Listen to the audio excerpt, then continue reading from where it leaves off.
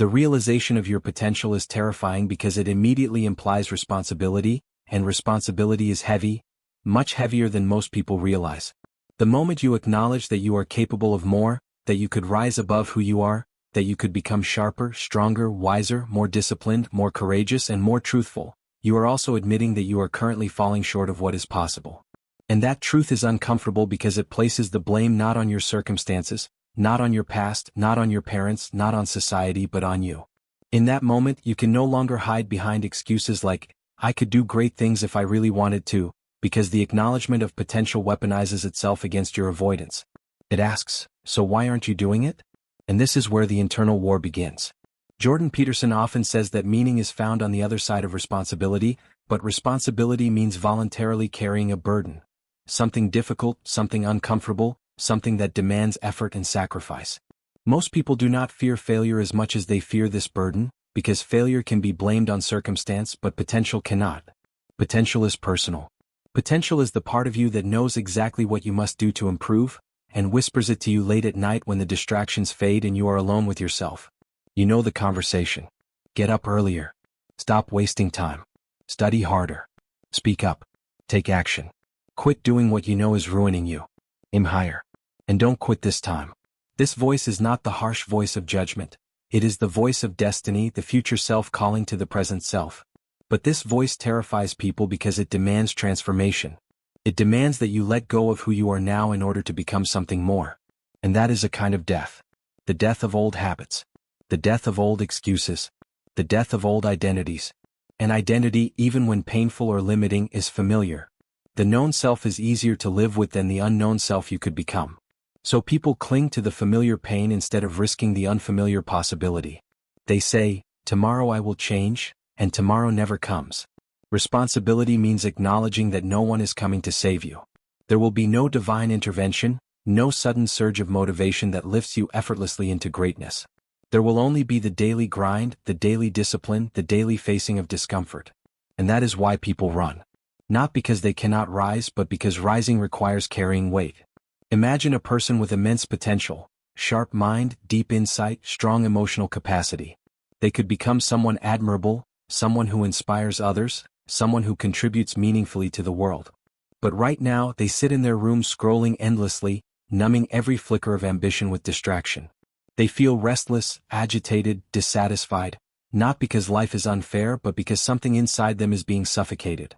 That is the soul's protest. When you refuse responsibility, your spirit rebels. You begin to feel disconnected from yourself. You feel like you are watching your life instead of living it. You sense that there is something more but you can't quite name it. This is not depression. It is potential screaming to be taken seriously. Responsibility is the path that transforms that scream into direction. When you choose something to aim at, truly aim at, you give chaos a structure. You draw a line in the sand and say, here is where I stand. Here is where I will go. And here is what I am willing to sacrifice to get there. That decision is the birth of a new identity. It is the first brick in the foundation of a meaningful life. But responsibility is not grand. It does not start with saving the world or achieving extraordinary success.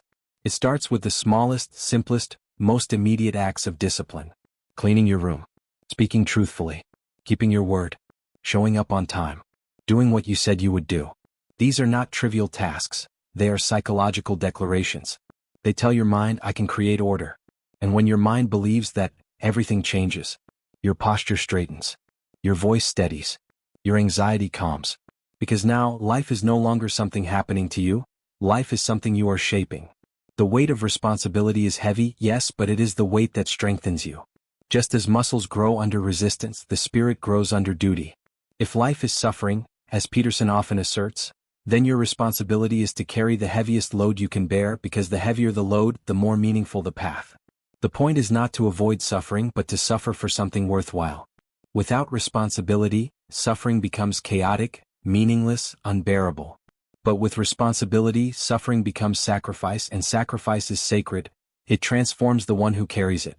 Think of the person who takes responsibility for their family, their goals, their health, their future. They may be tired, they may struggle, they may face fear and doubt, but they walk with dignity. Their life has direction. They are not lost. The world respects those who carry their burden voluntarily. And even more importantly, they respect themselves. But the person who refuses responsibility lives in quiet torment. They may chase pleasure, leisure, and ease, but there is no peace in their rest. Their conscience remains awake. The soul does not let you outgrow your destiny quietly, it haunts you until you rise. And so the question becomes, what burden are you avoiding? What task are you pretending not to know you must take on? What part of you is waiting to be activated, but is trapped behind fear? Your potential terrifies you because it demands responsibility. And responsibility demands transformation. But transformation is the only path that leads to meaning. And meaning is the only thing strong enough to justify the suffering of existence. This is the truth you must face. You were not made to drift. You were made to carry something heavy, and walk forward anyway. And once you begin, even in the smallest way, something profound happens. The fear does not disappear, but it stops controlling you. You become someone who moves forward despite fear. And that is where section 3 begins. The moment you stop running from the future version of yourself and finally start stepping toward him. There is a strange comfort in staying small, a deceptive safety in remaining exactly where you are, even if where you are is clearly not where you want to be. Many people think fear of failure is what holds them back, but more often, it is the fear of growth, the fear of change, and the fear of the responsibility that comes with becoming someone capable. Because once you begin to show the world and yourself that you can rise, that you can succeed, that you can become someone admirable, then you must continue to live up to that standard. And that is terrifying. Staying small, staying unseen, staying mediocre, this is familiar. There is no threat in it. If you never try, then you never risk losing. You never risk judgment. You never risk the collapse of identity that comes from pushing yourself into the unknown. People cling to their limitations like a security blanket, not because they like suffering, but because suffering that is familiar feels safer than the uncertainty of possibility. If you remain small, you haven't built an excuse for why your life is not what it could be. I never really tried. This is the easiest lie a person tells themselves, that they could become something great if they wanted to. Because that lie preserves pride. If you never fully commit, you never find out your real limits. You don't have to confront the frightening truth that becoming remarkable is not guaranteed, even if you try your hardest. But what is left unsaid and what gnaws at the edges of your soul, is the knowledge that not trying is killing you slowly. The small, quiet ache that settles in your chest when you wake up, the subtle heaviness in the evenings when the distractions fade, these are symptoms of unrealized potential. You know you are capable of more. You feel it. And the longer you ignore that truth, the heavier it becomes. Staying small keeps your life predictable.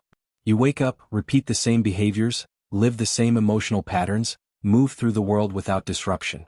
You don't have to confront your insecurities, your weaknesses, your procrastination, your lack of discipline. You don't have to face the parts of yourself you deeply dislike. Growth would require that. Growth would mean turning and facing your inadequacies, on purpose. Jordan Peterson says that the dragon in the cave is not only the source of destruction, it is the source of treasure. This means the very thing you fear contains the thing you need. Potential requires you to willingly walk into the unknown, to confront chaos, to actively risk failure, embarrassment, discomfort, and the collapse of who you currently are. And many people are simply not prepared for that. So they stay small. They avoid responsibility by claiming they are thinking, planning, waiting for the right moment. But time passes and there is never a perfect moment to become someone new. Life will never stop long enough for you to feel completely ready. You must decide. That is the terrifying part. To grow means to abandon the current version of yourself, and even if that version is miserable, it is yours. The brain clings to the familiar even when the familiar is destroying you. Neurologically, the brain prefers patterns it understands, even patterns of self-sabotage. To change means reconfiguring your identity, your habits, your emotional responses, and that takes work, discipline, repetition, and courage. There is also the social fear, because the moment you begin to grow, you create contrast. People around you notice. Some will encourage you, admire you, or even join you. But others will resent you. Not because you are doing something wrong, but because your transformation exposes their stagnation. When you rise, you inadvertently reveal who has chosen not to. So staying small becomes a way to maintain equilibrium in your relationships. You remain manageable to others. Not threatening. Not inspiring. Not different. But the cost of this social comfort is the quiet decay of your own spirit. If you refuse growth to keep others comfortable, you betray yourself. And that betrayal does not come without consequences. Psychological, emotional, and even physical. When you deny your potential, you deny your capacity for meaning. And meaning is not optional. Without meaning, life becomes suffering without justification. That is hell. True hell is not flames and torment, it is waking up every day knowing you could be more and choosing not to be. That is a spiritual death. The comfort of staying small is not comfort at all, it is sedation, a numbing, a slow dissolving of self-respect. And self-respect is the foundation of psychological stability. If you cannot trust yourself to pursue what is meaningful, you cannot trust yourself in anything. You lose faith in your word, your intentions, your goals. The mind becomes divided, one part of you knows what must be done while the other resists it. And that internal conflict generates anxiety, depression, frustration, bitterness. So the question is not, why are you suffering? But what are you avoiding? Your potential terrifies you because it demands responsibility, yes, but staying small demands that you live with the torment of knowing you abandoned yourself. And that is a price that becomes unbearable over time. Growth is frightening, but stagnation is soul-killing. One requires courage. The other requires nothing, except your life. You must understand that the fear you feel when you imagine becoming something more, that is not a signal to turn away. It is a signal that you are standing at the edge of transformation. The fear means you are close to something meaningful. You have to learn to interpret fear differently. Not as a warning of danger, but as evidence that you are moving toward the unknown where your future self lives. The unknown is the only place where growth happens. Everything you are capable of becoming exists outside the boundaries of who you currently are. So you must go to that edge. You must step forward. Even a small step. Even a shaky one. Because courage is not the absence of fear, it is movement in spite of it. And every step toward your potential increases your capacity to take another. Discipline compounds. Confidence is earned. Identity is sculpted. Meaning is built through voluntary confrontation with challenge. So ask yourself, what are you afraid of losing if you grow? Comfort? Familiarity? Approval? What would you gain? Strength, direction, integrity, purpose, and the quiet knowing that you did not waste the miracle of being alive. Growth is not about becoming better than others.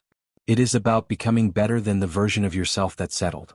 You do not rise because life is easy, you rise because life is difficult and you choose to face that difficulty with your eyes open. And at the end of that path, where you move from who you are to who you could be, there is something priceless waiting. Meaning, a life that is worth the effort. A life that, despite its suffering, is worth carrying. That is where we go next. The path of responsibility that transforms a small life into a meaningful one.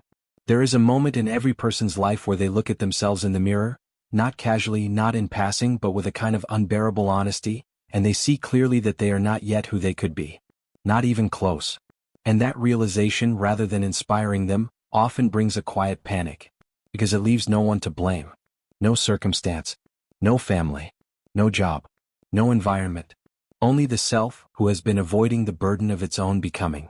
Responsibility is a frightening thing because it demands transformation. And transformation requires sacrifice. Something must be given up in order for something greater to be born. Your potential is not some gentle invitation. It is a call to a profound and often painful restructuring of your life. You cannot step into who you could be while remaining who you currently are. One of them must die. This is why people avoid responsibility. Not because they are weak, but because responsibility confronts them with the terrifying truth that their actions matter. That the things they do ripple outward into the world. That they are capable of causing harm, of doing good, of building or destroying, of becoming something magnificent or corrupt. And once you face that truth, you can no longer hide behind the illusion of helplessness. It is easier to say, I could have done great things if only, than to try and fail. It is easier to imagine yourself as someone extraordinary in a hypothetical future than to actually do the work that extraordinary individuals do. It is easier to resent the world for not recognizing your value than to accept the work required to earn it. Potential is not comforting. It is demanding. It leans over your shoulder whispering, you are capable of so much more than this, so why aren't you? And that question can tear a person open. But responsibility is also what grants life meaning. Without responsibility, everything dissolves into chaos. Days blur into each other. Choices feel shallow. Comfort becomes numbness. There is no direction because there is no weight anchoring you to purpose. A person without responsibility becomes someone floating, indifferent, restless, and slowly decaying from within. And so, responsibility is both a burden and a lifeline. It is heavy, yes, but it is also what gives your existence form. Imagine a person who has never committed to anything. No skill developed, no dream pursued, no values defended. They remain in a state of psychological childhood, protected from failure but also prohibited from meaning. They are safe but hollow. Now imagine someone who chooses a weight to carry. Perhaps they decide to take responsibility for themselves, their family, their craft, their integrity, their speech. Their life does not get easier, no. In fact, it becomes more difficult. But it also becomes noble. They wake up knowing that their actions matter. Their life has a direction. And it is precisely that direction that gives them strength. Responsibility does not crush a person, it shapes them. The weight you choose to carry determines who you become. It is like the sculptor's chisel. The pressure removes what is unnecessary. The process is painful because you are being carved. But the result is something that could not have existed otherwise. This is why Jordan Peterson speaks so often about carrying your burden voluntarily. Because when you choose your burden, you transform suffering into meaning. When responsibility is forced upon you, it feels oppressive. But when it is chosen, it feels purposeful. So many people avoid becoming who they could be because they know, deep down, that greatness is not something granted. It is something earned through sustained effort, sacrifice, and self-confrontation. And that is frightening. Because to take responsibility is to stand naked before the possibility of failure and say, I will try anyway. We often think we fear failure. But failure is familiar. We know how to fail. We know how to accept less than we wanted. We know how to give up. We know how to stay the same. What we truly fear is the responsibility of becoming someone who cannot hide from themselves anymore. Someone whose life has meaning. Someone who is accountable for what they could have done. Potential terrifies us because it demands that we grow up. The adolescent part of us wants freedom without consequence, wants all the reward without the discipline, wants admiration without effort. But life does not work that way. And meaning does not come that way. Meaning is found in willingly placing yourself beneath the weight of responsibility and allowing it to transform you into someone worthy of respect, especially self-respect. There is a painful but necessary truth. You already know what you need to do. The real struggle is gathering the courage to do it. It begins with a single, deliberate act. You choose what weight you are willing to carry. Maybe it is the responsibility of improving your health. Maybe it is stabilizing your emotions. Maybe it is pursuing your craft with seriousness. Maybe it is learning to speak truth rather than hiding behind silence. Maybe it is being reliable, being disciplined, being patient, being someone who can be counted on. The particular responsibility matters less than the willingness to accept one. Because once you accept responsibility for your life, you are no longer just surviving, you are building. And building is what humans were made to do. You are not meant to float. You are not meant to drift. You are not meant to watch life from a distance. You are meant to participate in it fully, and that means carrying something heavy enough to matter. Yes, responsibility is frightening. But the alternative is far worse. The alternative is emptiness. And there is nothing more painful than a life without meaning. So choose your burden. Carry it willingly. Let it shape you. And step into the person you could be. Because the world needs that person. And so do you. There is a version of you that you have not yet met. A version built not from fantasy, but from the disciplined accumulation of effort, responsibility, humility, and courage.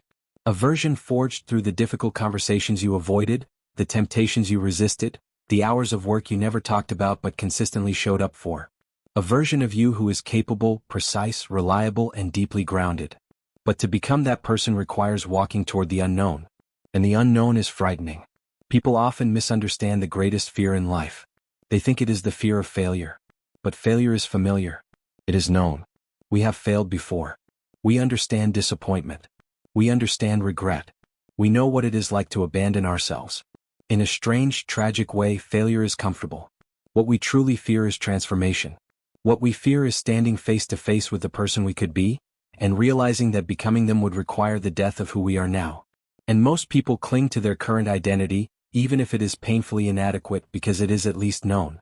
You see, your current self, your habits, your beliefs, your impulses, your excuses, your internal stories, is something you can predict. You know how it behaves. You know its weaknesses. You know how to justify its limitations. There's a perverse safety in self-sabotage because you at least know who you are when you do it. But the potential self, the one who wakes up early, who speaks truth, who keeps promises, who trains their mind and directs their emotions, that person is a stranger. To grow is to walk toward that stranger. And walking toward the unknown self requires a different type of courage. Not the courage to fight someone else, but the courage to confront yourself. Because to realize your potential is to admit you are not as disciplined as you could be. You are not as honest as you pretend. You have avoided responsibility where it mattered. You have allowed fear to shape your decisions. You have betrayed your own potential through convenience. These are not gentle realizations. They are sharp, cutting truths. They expose you. They leave no room for excuses. And that is why most people never look inward for long. It is easier to distract ourselves than to confront the truth of who we are. It is easier to scroll than to think. It is easier to complain than to improve. It is easier to dream than to work. And so a person spends years living not as themselves, but as a diluted version of themselves. A version filtered through fear, laziness, comfort, and the need to be unchallenged. But the unknown self, the fulfilled self, waits behind all of that. There is a psychological principle. You do not discover who you are by thinking. You discover who you are by acting. Identity is not formed in contemplation. It is formed in decision. Every time you choose discipline over impulse, you become someone different. Every time you speak the truth instead of hiding, you become someone stronger. Every time you accept responsibility instead of avoiding it, you step closer to the self you could be. Growth is not a moment. It is a series of choices.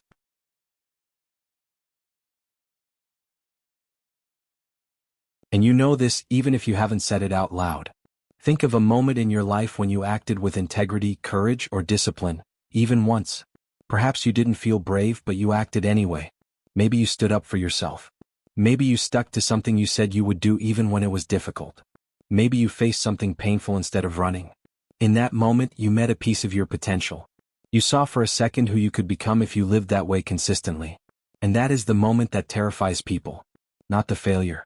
The glimpse of greatness. The glimpse of who they could be. The glimpse of clarity and strength and grounded confidence. Because once you see it, truly see it, you can no longer pretend you are incapable. You now know the truth. You could become someone extraordinary. Which means that if you don't, it is no one's fault but your own. And that realization is heavy. But it is also the doorway to meaning.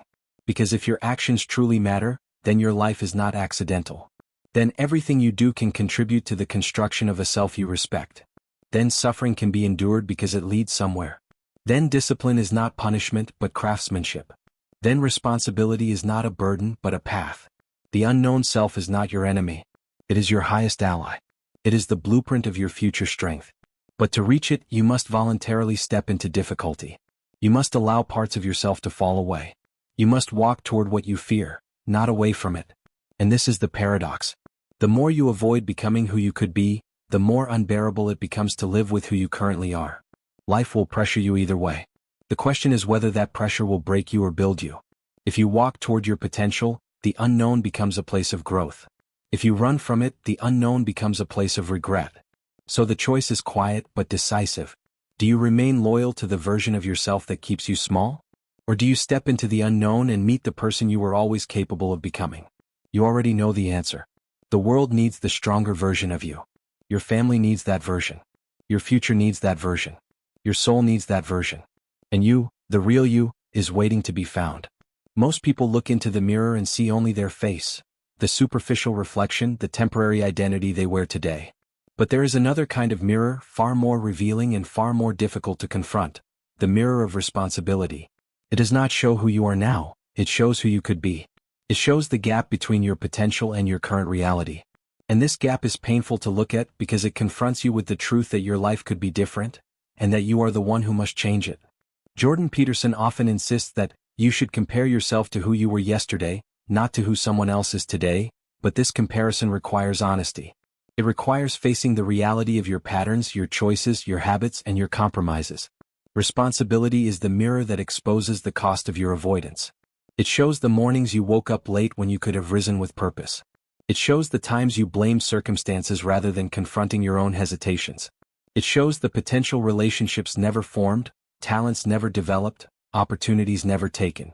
And once you see that, once you truly see it, you can't pretend you didn't. Your conscience won't let you. That's why responsibility feels heavy, because it awakens awareness. And awareness demands action. Responsibility is not about guilt or shame. It's about recognizing that your life is not defined by external forces nearly as much as your mind wants you to believe. It is much easier to say, life is unfair, or other people have advantages, or it isn't my fault. Those statements protect your current identity. They allow you to stay where you are without risk. But they also deny your power. Responsibility invites you to say something radically different. Even if the circumstances are unfair, I can still act. That realization is frightening because it means the story is no longer about what happened to you. It becomes about how you choose to respond. And choice means you cannot hide behind excuses. Choice means the weight of your life returns to your shoulders, and the human psyche has always known this weight. There is a reason ancient myths, religions, and heroic stories speak of burdens, trials, mountains to climb, dragons to face. The dragon has always been the representation of chaos, the unknown, the overwhelming, the intimidating. Responsibility is your willingness to face that dragon voluntarily.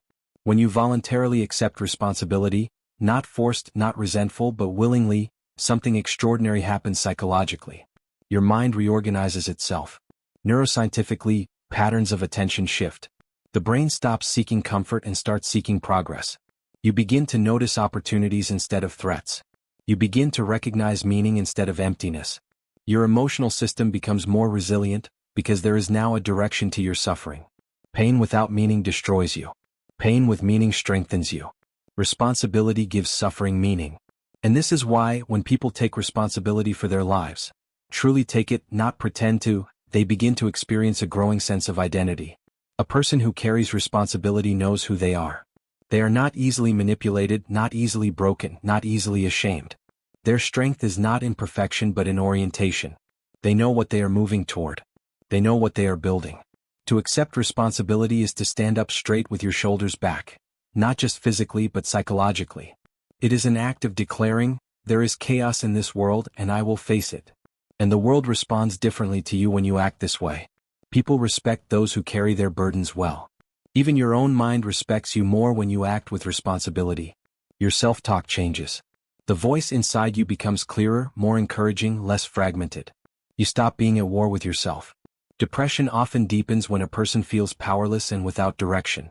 Responsibility offers a way out, not by promising comfort but by providing purpose.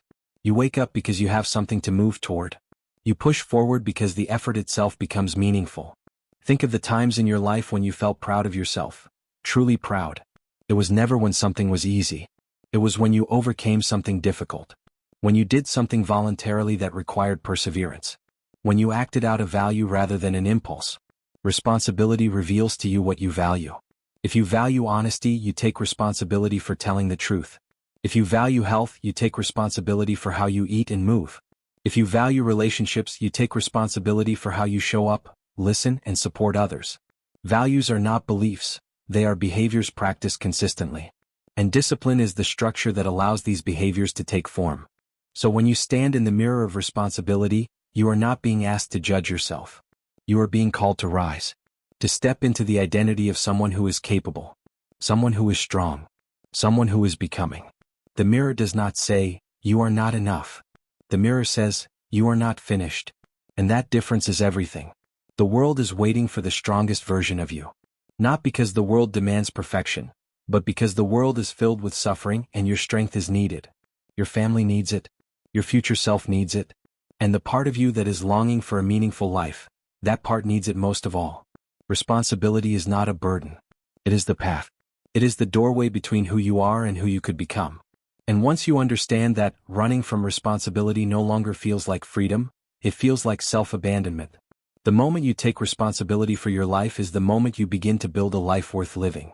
And now, naturally, we move into the next realization. What does it mean to act courageously in the face of the person you might become?